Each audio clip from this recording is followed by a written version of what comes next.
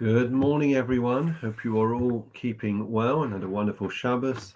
It was very special in Shul, two bar mitzvahs, and a wonderful talk from Andrea Pass about the eco synagogue and the climate change. Good morning, Clarice, Rachel, and Peter, amongst others. So today's learning is dedicated in memory of Sarah Bas Yaakov Balcom, Label Ben Yitzchak Green, Farah Katon Bas Avram Ezra Kingsley, Leah Bas Meir Levy, Hannah Bas Leib Posner, Esther Bas Chaim Steinman, Chayka Bas Zev Berliner. Wish all of them and their families long life. Shavua Tov to everyone. Good Vach. So I want to share with you a little thought that I shared at one of the bar mitzvahs, and it's as follows. I'm just going to remind you briefly of the story so far. So we find that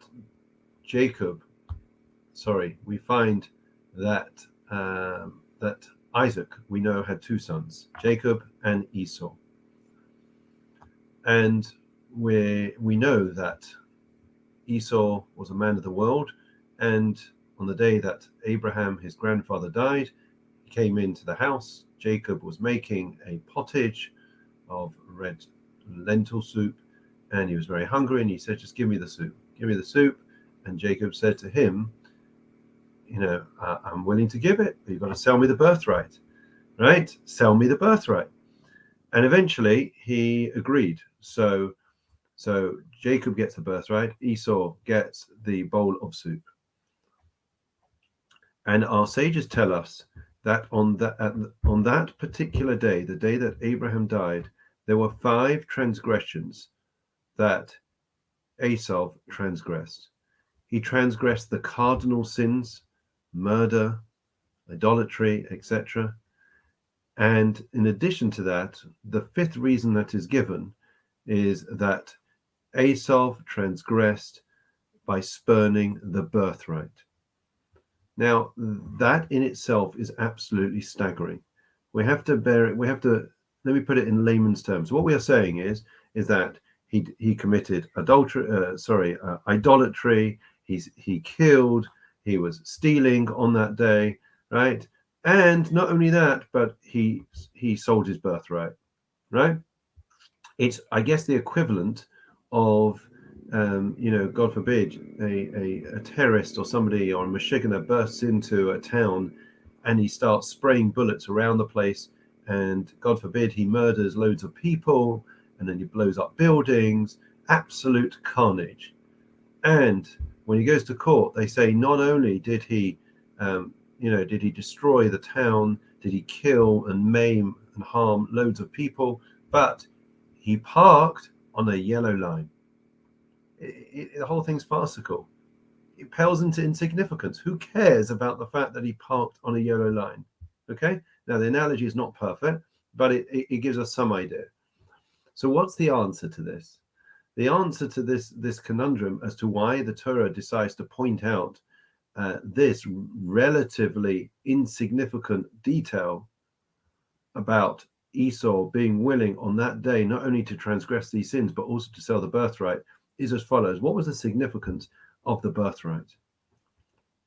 So it wasn't a matter of physical inheritance. It was to be the spiritual heir to Isaac, to be the progenitor, the next link in the chain from Abraham to Isaac, and then it would be whoever next. And that meant taking on the mantle of leadership, responsibility, thinking and planning for the future of the Jewish people. What did Esau say when he came in, friends? Do you know what he said? He said, Michra kayom. Sell to me. Sorry. Kayom es borcharaschali.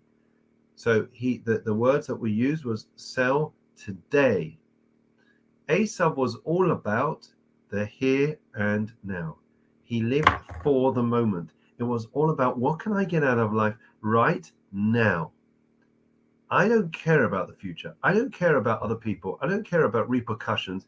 I'm not thinking about consequences. I'm in it for what's in it for me.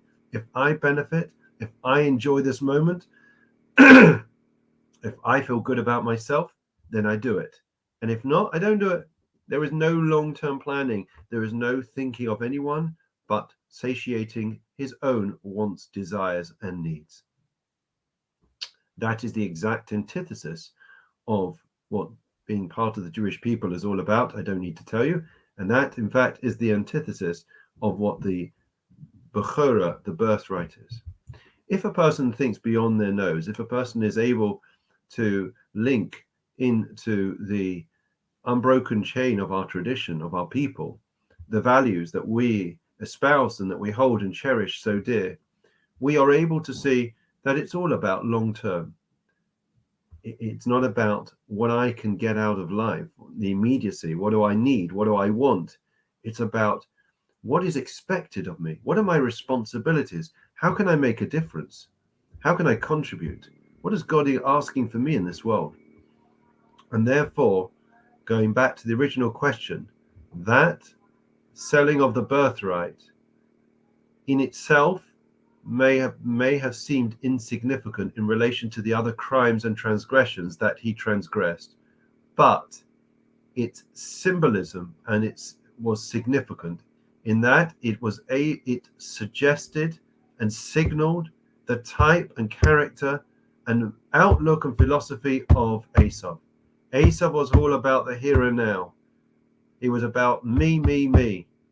It's so fascinating that if we think about Esau and that mindset, it is something that resonates in our society through and through. Wherever we look, wherever we go, that's all we hear people say. It was what makes me feel good, what I need, what's in it for me. And then in the process, we trample over other people and other people's feelings, and we don't think of anything but ourselves. And that's why we have a breakdown in society, in family life, and in so many other ways. The message is clear, friends, and we're going to have to end here. The message is quite clear that it's incumbent upon us as Jews to follow in the footsteps of Jacob, not Esau, to think about the long term, to think about what we can give so that we can truly live. Have a great day. I'm going to have to end there.